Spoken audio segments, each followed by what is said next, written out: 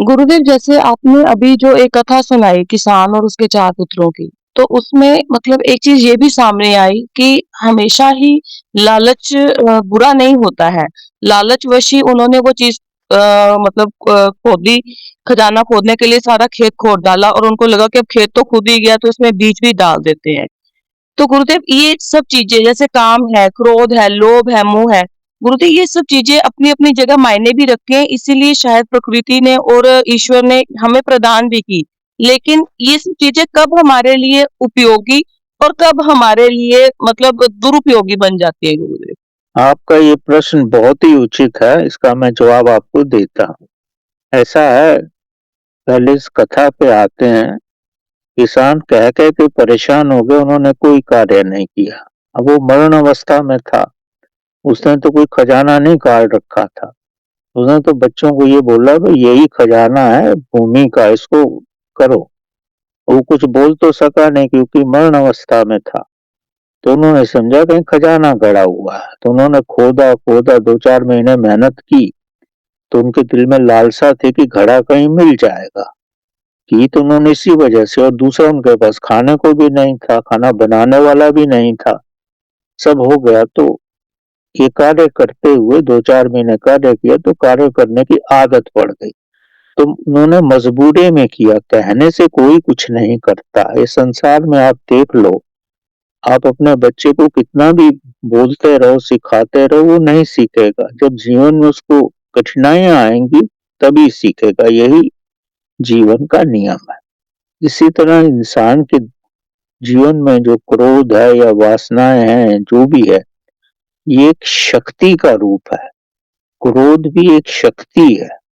इस शक्ति को आप परिवर्तन करके, इसको ट्रांसफ़ॉर्म करके, इसको ऐसी ऊर्जा में बदल सकते हो जिससे आपकी वो मानसिक शक्ति बन जाए।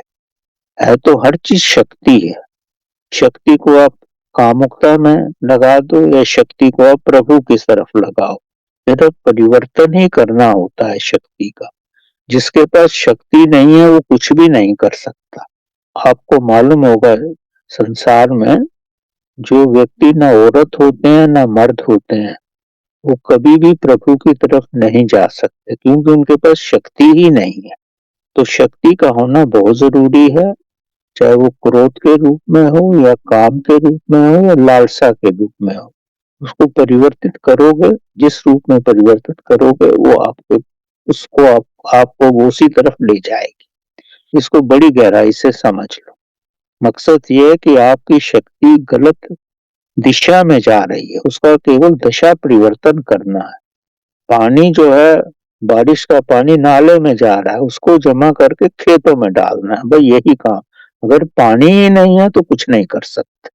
तो ये प्रभु को धन्यवाद दो, आपके पास पानी है, शक्ति है, उसका रूपांतरण करना है और रूपांतरण इंसान कर सकता है। थोड़ा उसमें दृढ़ संकल्प चाहिए और कार्य करने की क्षमता चाहिए। अगर पानी ही नहीं है तो फिर कुछ नहीं कर सकते। तो गुरुदेव, इसका रूपांतरण साधना, ध्यान और सत्संग के द्वारा ही पॉसिबल हो पाएगा? ऐसा है, अगर आपको जीवन बदलना है तो केवल यही विधियां हैं, क्योंकि आपको आंतरिक ट्रांसफॉर्मेशन करना है। अगर बाह्य जगत में पैसा कमाना है तो एक बिजनेस करो या दूसरा करो, तो जहां भी आपको सफलता मिल जाए तो पैसा कमा सकते हैं। लेकिन अगर भीतरी रूपांतरण करना है तो उसकी यही विधि है, क्योंकि आपके पास केवल एक ही मीडिया है, या जबान है या सांस है। प्राण पे तो आप कंट्रोल नहीं कर सकते, लेकिन श्वास से ही प्राण बनता है और प्राण से ही फिर आपकी चेतना बनती है। तो आपके हाथ में केवल श्वास है। तो जितना श्वासों को परिवर्तित करोगे, उससे ही आपको जीवन में पूर्ण सफलता मिलेगी। जितना भी आध्यात्मिक ज्ञान है, आध्यात्मिक ध्यान की पद्धति है या और भक्ति भावना, सब श्वासों पे ही केंद्रित है। श्वासों के माध्यम से ही सब कुछ चलता है। वो ही मेन एक सोर्स है। यूट्यूब में हमारी एक किताब है, ट्रांसफॉर्मेशन थ्रू ब्रीथिंग, उसमें 20-22 चैप्टर्स हैं। यूट्यूब में आप उसको पढ़ो, आपकी समझ में आ जाएगा, और इंग्लिश में है वो।